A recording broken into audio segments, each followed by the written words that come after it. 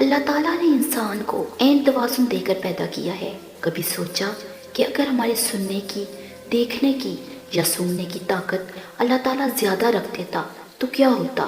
ہماری سننے کی قوت اگر زیادہ ہوتی تو ہمارے ذہن متواتر دور دراز کی گاڑیوں، کارخانوں، لوگوں کے لڑائی جھگڑوں اور کھانسنے وغیرہ کے شور سے تنگ اور بے سکونی کا شکار رہتے اور زندگی اجیرن بن کر رہ جاتی۔ اگر ہماری دیکھنے کی طاقت زیادہ ہوتی تو کسی کی بھی پرائیویسی نہ رہتی اور زندگی بے مزہ اور خوف کا شکار رہتی۔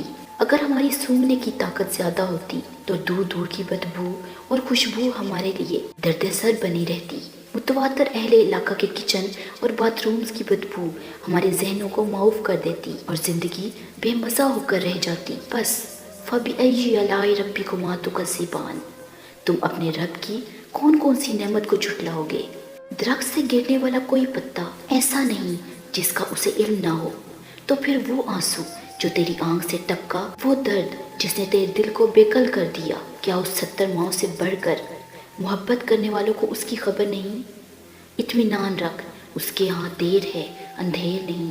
ایک بوڑھی خاتون نے ریڈیو اسٹیشن فون کیا کہ وہ کئی دنوں سے بھوکی ہے اور کئی دنوں سے صرف سوکھی روٹی اور پانی پر گزارا کر رہی ہے، اور کہا کہ اللہ کی راہ میں اسے کچھ کھانے کے لیے دیا جائے۔ ایک منکر خدا بھی اس کی گفتگو سن رہا تھا۔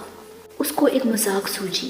اس نے کھانے پینے کی اشیاء خریدی اور اس بوڑھی عورت کا ایڈریس معلوم کرنے کے بعد اپنے نوکر سے بولا کہ جا کر اس بوڑھی عورت کو دے آؤ۔ جب وہ پوچھے کہ کس نے بھیجا ہے تو بتانا یہ شیطان کی طرف سے تحفہ ہے۔ وہ بوڑھی عورت اتنے زیادہ کھانے کا سامان دیکھ کر بہت خوش ہوئی اور جلدی اپنے گھر کے کونے میں وہ رکھنے لگی۔ ایسے میں نوکر نے پوچھا، کیا آپ معلوم نہیں کرنا چاہیں گی کہ یہ سامان کس نے بھیجا ہے؟ یہ سن کر وہ بولی، مجھے اس کی کوئی پرواہ نہیں کہ کس نے بھیجا ہے، مگر اتنا معلوم ہے کہ جب میرے رب کا حکم آتا ہے تو شیطان بھی حکم کی تعمیل کرتا ہے۔ رسول اللہ صلی اللہ علیہ وآلہ وسلم نے فرمایا، تم اتنا ہی عمل کرو جتنی طاقت رکھتے ہو، کیونکہ اللہ تعالیٰ ثواب دینے سے نہیں تھکتا، لیکن تم تھک جاؤ گے۔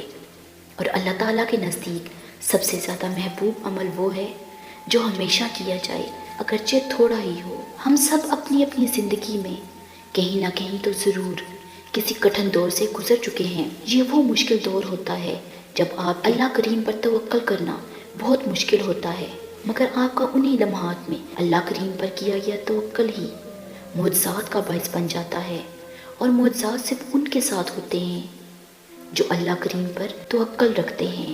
زندگی کبھی کسی کو خوشیاں نہیں دیتی، خوشیاں بنانی پڑتی ہیں، زندگی کے سمندر سے نکالنی پڑتی ہیں۔